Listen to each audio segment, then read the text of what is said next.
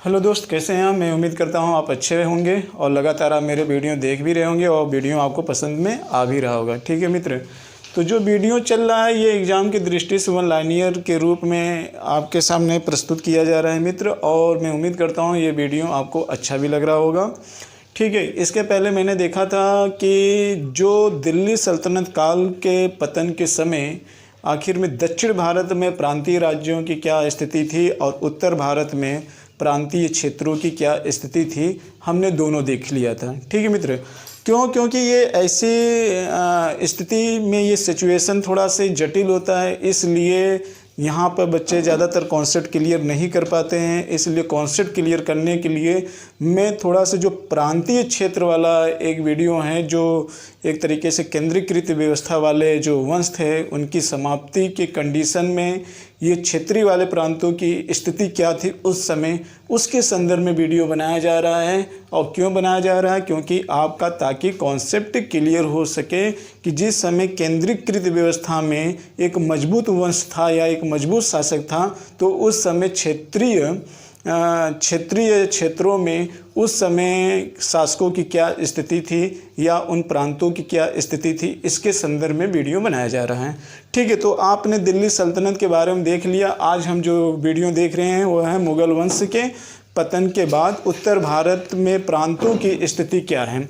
हाँ मित्र, उत्तर भारत में प्रांतों की स्थिति मुगल वंश के पतन के समय क्या थी। जैसे कि आप जानते हैं मुगल वंश की स्थापना कौन किया था, तो बाबर किया था। आपको पता है बाबर ने क्या किया था कि जो दिल्ली सल्तनत काल में जितने भी एक तरीके से जो उत्तर भारत के प्रांतीय राज्य थे, जिसमें आपने गुजरात, मालवा, बंगाल, कश्मीर और आपने मेवाड़ और मारवाड़ को देखा था, बाद में मुगल वंश के शासकों ने उसको क्या किया, अपने साम्राज्य में विलय किया। लेकिन जैसे ही मुगल वंश में औरंगजेब की मृत्यु हो जाती है, वैसे कुछ क्षेत्रीय जो प्रांत थे वो अपने आप को स्वतंत्र घोषित करना प्रारंभ कर देते हैं। ठीक उसी प्रकार से जिस प्रकार से दिल्ली सल्तनत काल में तैमूरलंग के आक्रमण होने के उपरांत दिल्ली सल्तनत में स्थिति देखी जाती है, उसी तरीके से औरंगजेब की मृत्यु होने के उपरांत भी आप देख सकते हो कि उत्तर भारत में ये सारे जो प्रांतीय राज्य हैं ये अपने आप को क्या कर लिए थे, स्वतंत्र घोषित कर लिए थे, और इनमें भी इनकी अपनी अपनी कुछ विशेषताएं दिखाई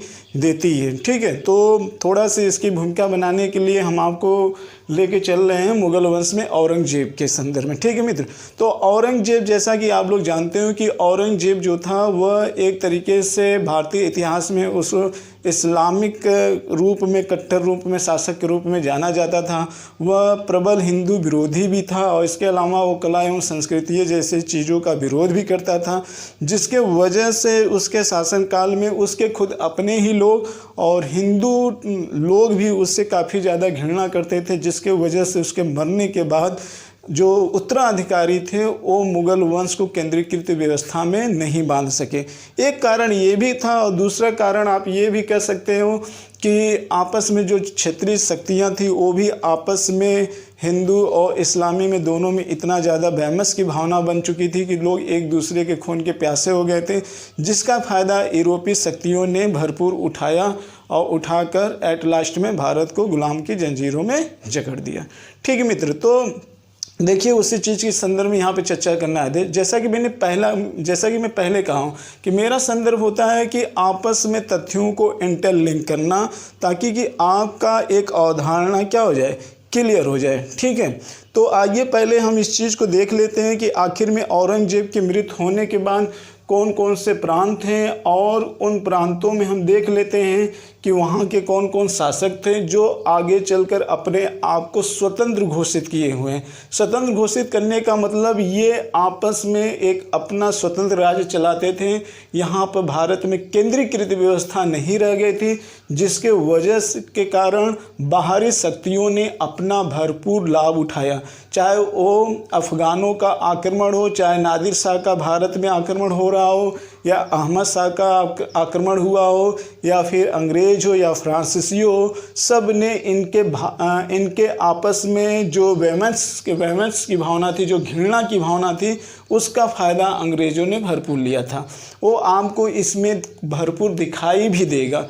ठीक है, तो पहले हम मुगल वंश के पतन के बाद जो उत्तर भारत में प्रांतीय राज्य हैं उनके बारे में देख लेते हैं। फिर इसके बाद फिर हम दक्षिण भारत में मैसूर और मराठा और निजाम के बारे में देखेंगे। क्योंकि पहले उत्तर भारत को पढ़ लेंगे, फिर दक्षिण भारत में देख लेंगे, फिर आपका कॉन्सेप्ट क्या हो जाएगा, मजबूत हो जाएगा। और मैं उम्मीद करता हूँ कि इसके पहले जो मैंने दिल्ली सल्तनत काल के संदर्भ में चीज़ें बताई थी, बहमनी विजयनगर के साम्राज्य के बारे में और दिल्ली सल्तनत के उत्तर प्रांतीय क्षेत्रों के बारे में बताया था पिछले वाले वीडियो में, तो वो आपको समझ में आ गया है। ठीक है, फिर उसी चीज़ को मैंने यहाँ से इंटरलिंक कर दिया है। आप सोचेंगे बीच का पार्ट गायब हो गया, तो बीच का पार्ट कुछ गायब नहीं होगा, वो आपके सामने फिर आएगा, लेकिन दूसरे रूप में आएगा। पहले साइड की चीज़ों को आप इंटरलिंक कर लोगे ताकि आपका कॉन्सेप्ट मजबूत हो जाए। तो आइए देखते हैं कि जो दिल्ली सल्तनत काल हो गया मित्र, हम यहाँ पर मुगल वंश के उत्तर भारत की स्थिति में देख लेते हैं। देखिए यहाँ पे लिखा है बंगाल, लिखा हुआ है बंगाल, अवध और राजपूत, जाट और सिख, ये वो क्षेत्रीय क्षेत्र हैं जो अपने आप को क्या किए थे, स्वतंत्र घोषित किए हुए थे।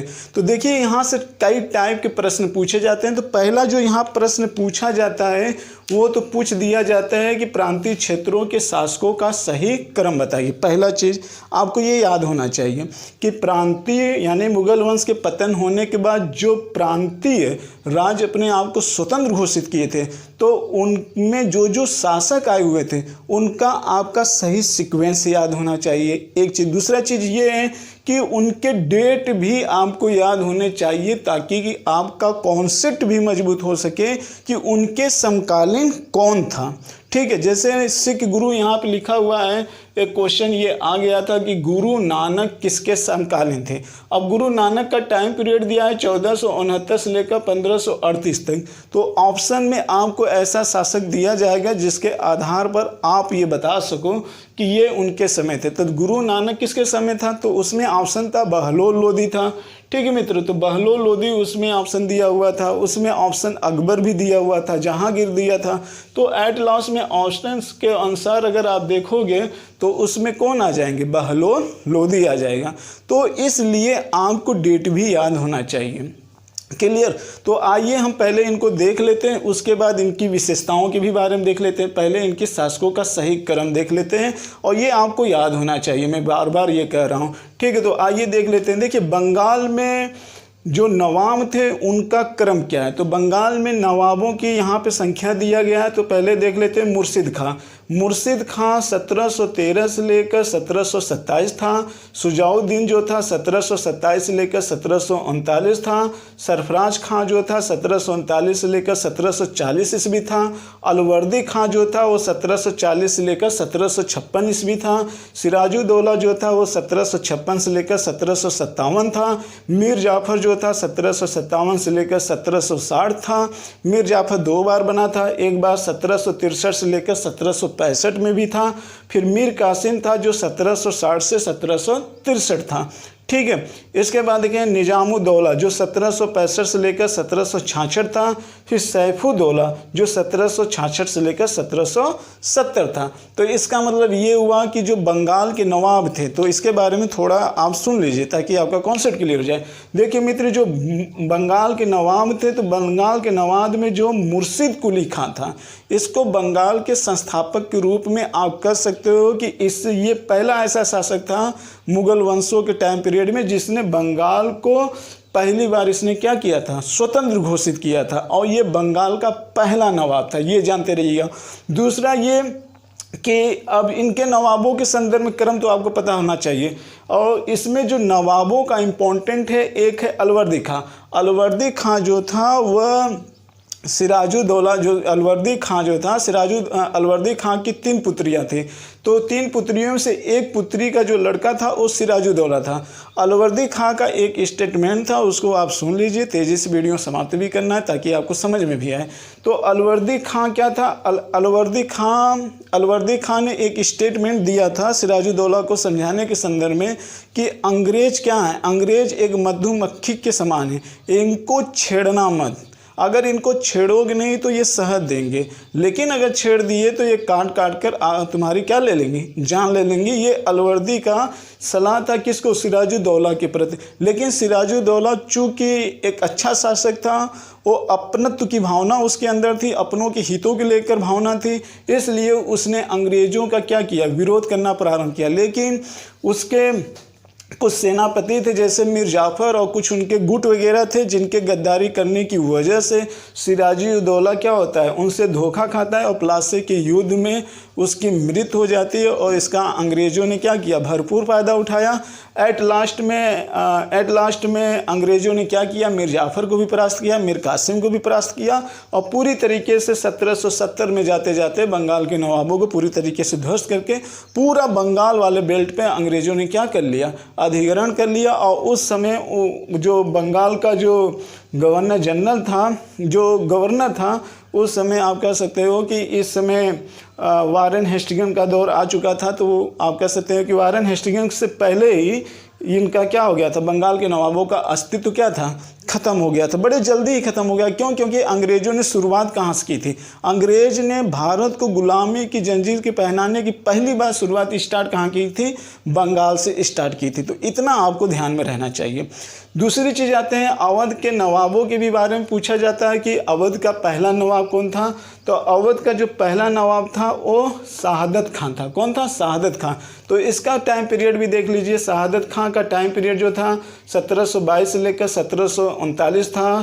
फिर इसके बाद देखिए सफदर जंग था जो 1739 से लेकर 1754 था।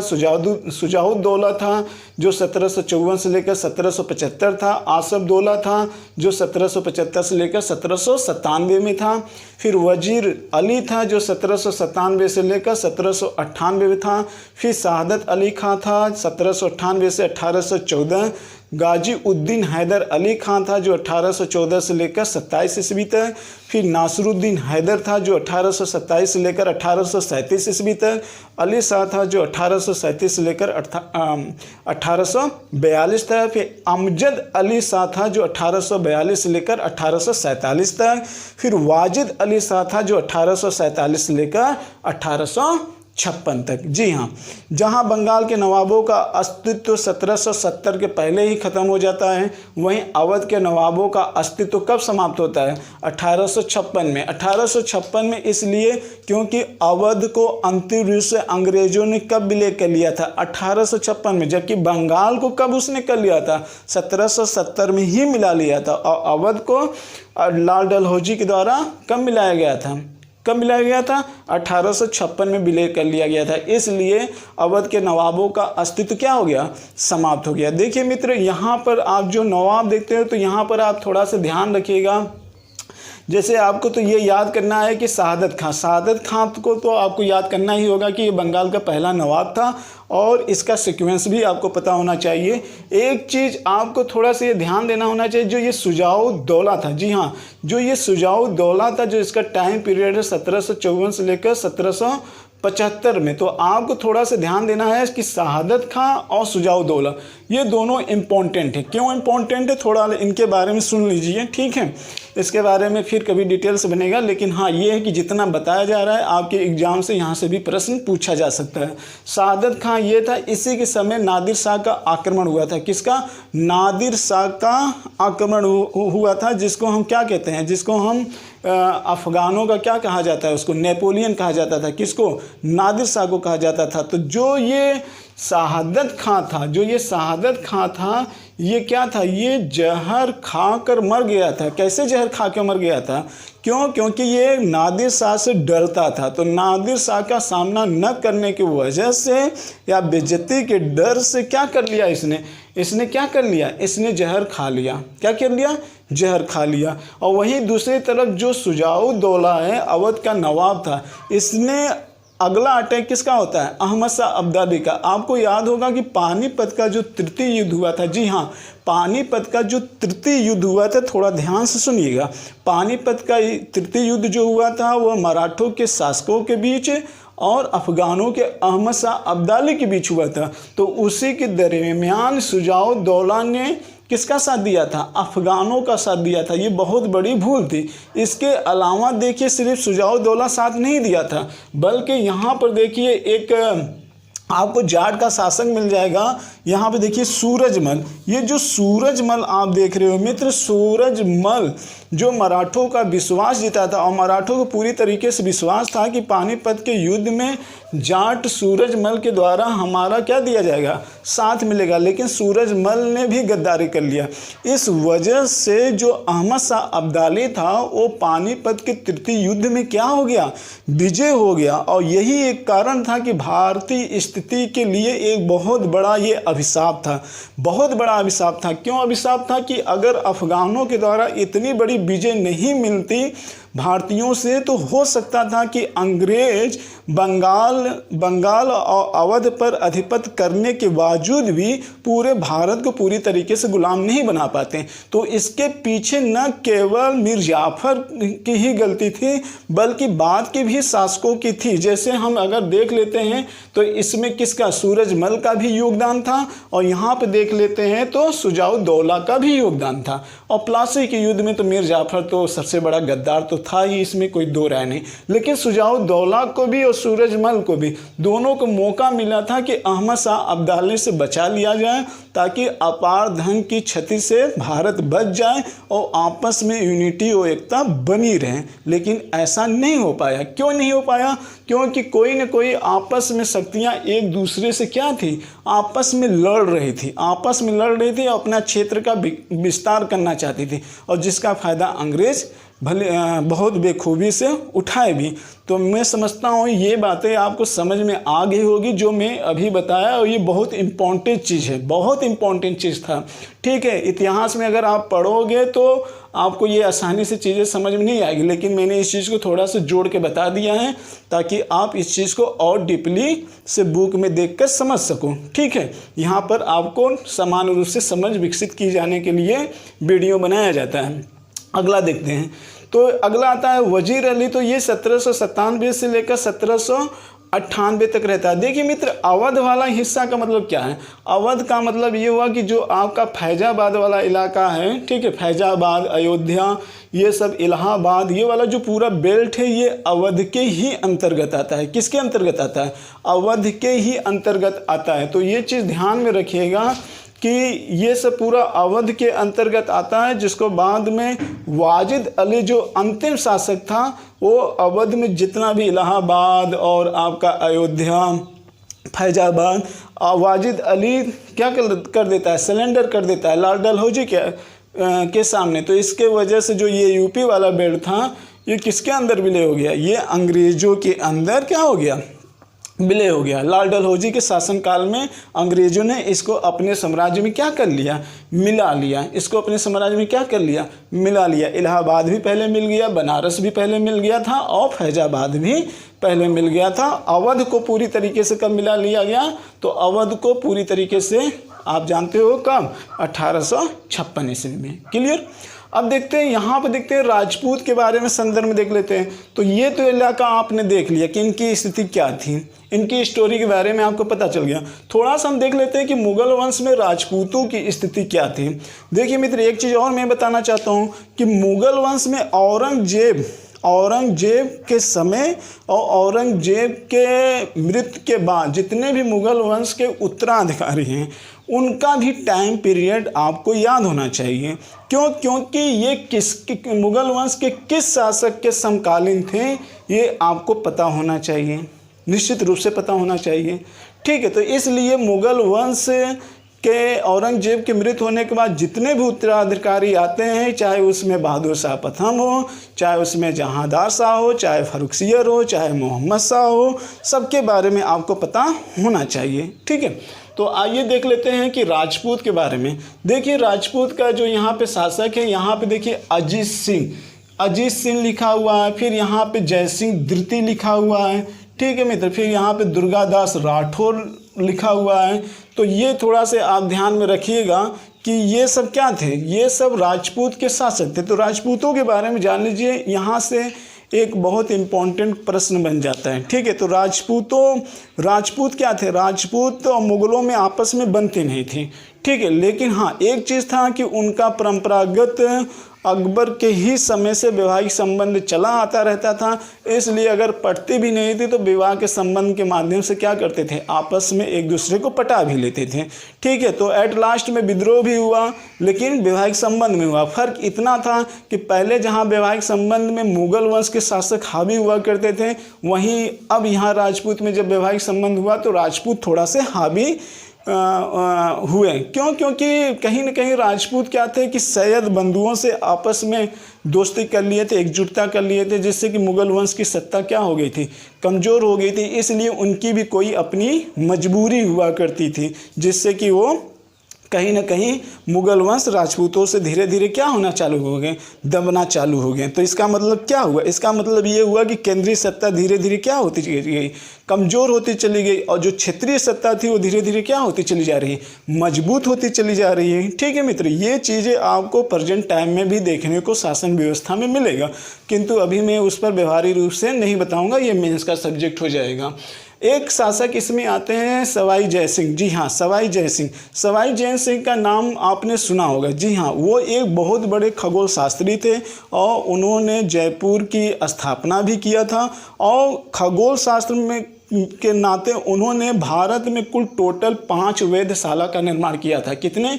5 वेधशाला का निर्माण किया था, जिसमें से एक राजस्थान की जयपुर में था, और एक एमपी के उज्जैन में था, और एक दिल्ली में था, और 2 यूपी में था, मथुरा और वाराणसी में। तो ये 5 वेधशाला जो थे ये सवाई जय सिंह के द्वारा बनाए गए थे। ठीक है मित्र, तो ये हो गया आपका एक तरीके से क्या हो गया? राजपूतों की स्थिति के बारे में, जो सदियों से मुगल वंश से कहीं ना कहीं वैवाहिक संबंध चलता आ रहा था। बस फर्क ये हुआ कि पतन के समय जो क्षेत्रीय शक्ति थी वो ज़्यादा मजबूत उभरती हुई नज़र आती है।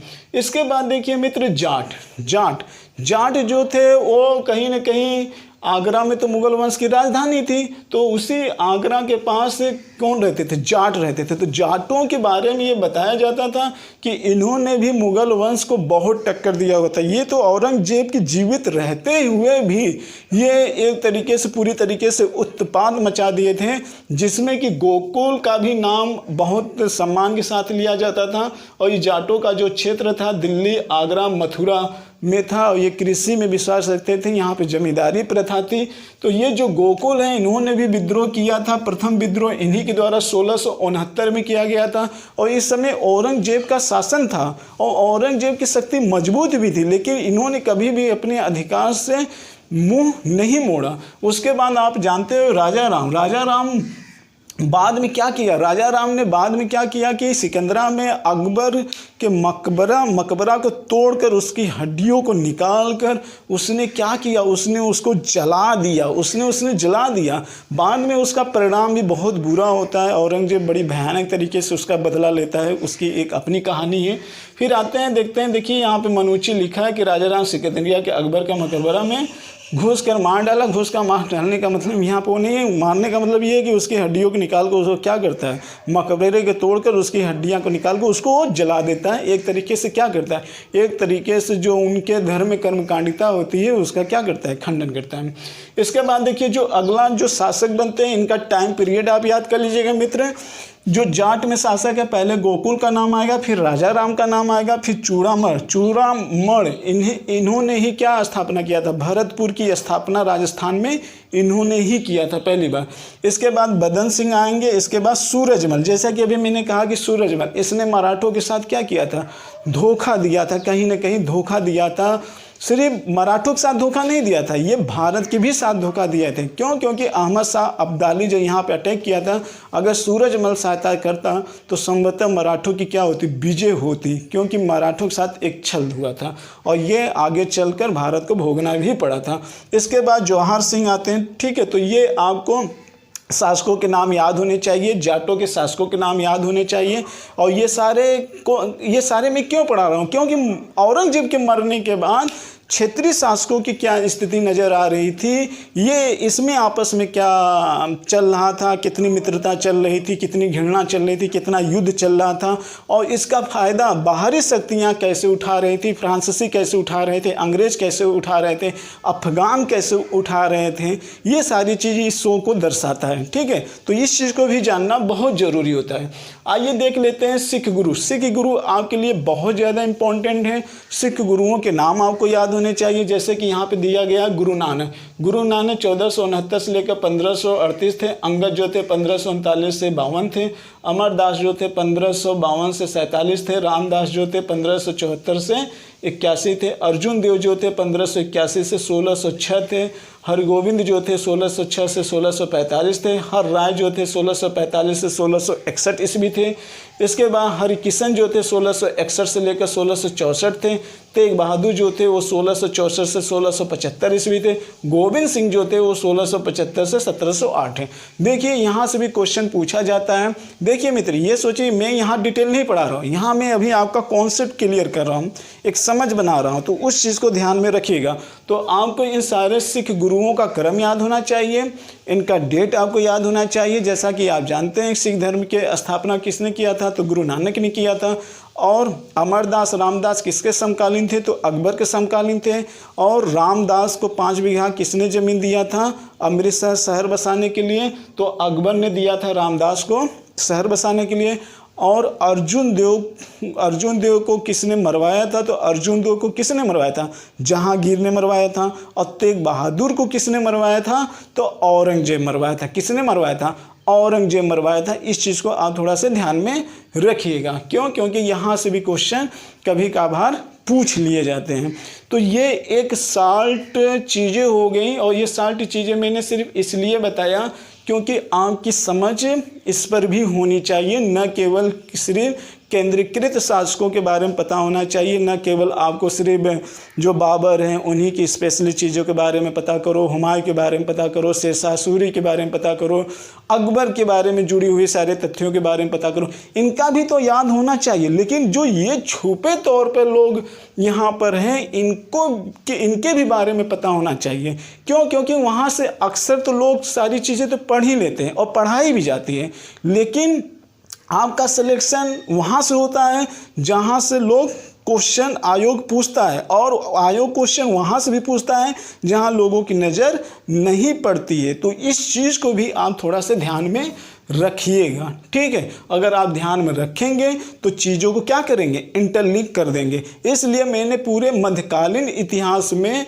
हमारी भूमिका यही है कि अगर आप दिल्ली सल्तनत से लेकर मुगल वंश के केंद्रीकृत शासकों को अगर आप पढ़ रहे हो, तो उनके पतन के समय भी, दिल्ली सल्तनत के पतन के समय और मुगल वंश के पतन के समय, दोनों के पतन के समय उत्तर भारत और दक्षिण भारत के प्रांतीय राज्यों एवं उसके अंतर्गत आने वाले शासकों की स्थिति क्या थी और उनके बीच आपस में संबंध कैसा था, और उस दरमियान विदेशी लोग किस तरीके से लाभ उठा रहे थे, उस संदर्भ में आपके इंटरलिंक या आपकी नज़र वहाँ पे डाली जाती है, ताकि इतिहास के संदर्भ में आपका एक अच्छा कॉन्सेप्ट तैयार हो सके। ठीक है मित्र, तो इसी के साथ हम इस वीडियो का समापन कर रहे हैं। नेक्स्ट टाइम फिर एक नए वीडियो के साथ आपके सामने उपस्थित होंगे। इसी के साथ जय भारत, जय हिंद।